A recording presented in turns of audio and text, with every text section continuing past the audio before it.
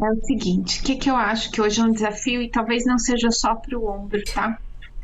Porque quando eu olho assim o panorama histórico da reabilitação do ombro, a gente começa primeiro uma fisioterapia super conservadora, no sentido de pouco estresse físico sobre tecidos.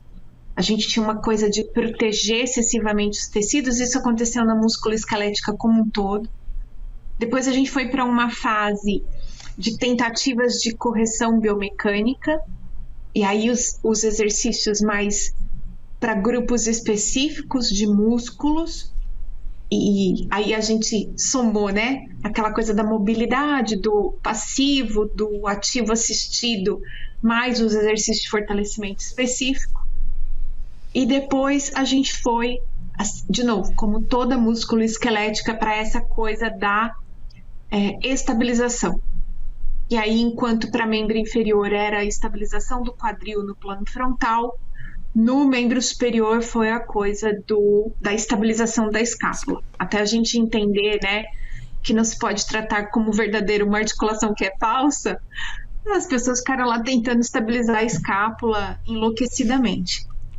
E agora a gente está numa fase nova, que é entender como os fatores psicossociais influenciam na reabilitação desses pacientes, ao ponto da gente poder pensar em perguntas do tipo: se tratamento conservador e cirúrgico são iguais, por exemplo, na causa de dor mais comum do ombro, que é a tendinopatia de manguito rotador com ruptura, então quem é o paciente que não deveria operar?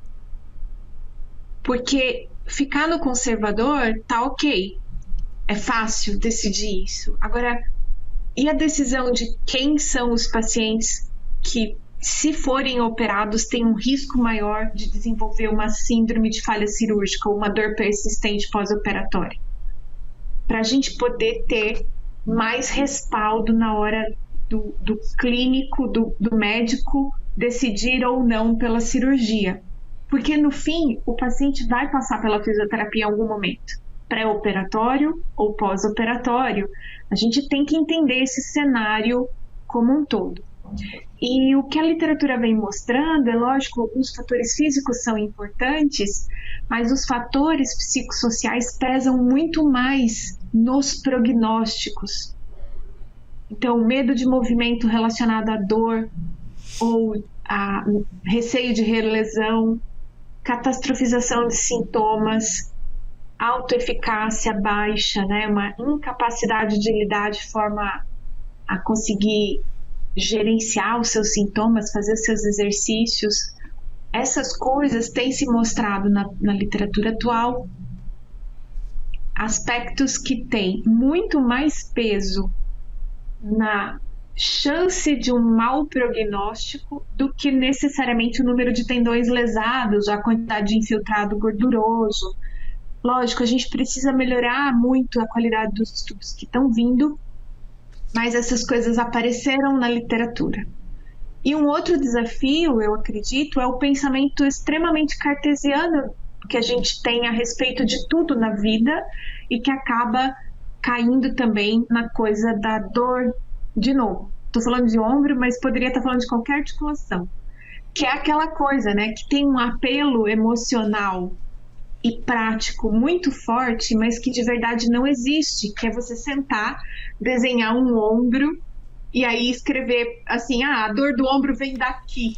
A dor não está no tecido periférico, ela é uma elaboração mental, cognitiva, afetiva, emocional. E o nosso raciocínio ainda é muito linear, muito cartesiano, muito linear, e ainda muito pautado em biomecânica exclusivamente.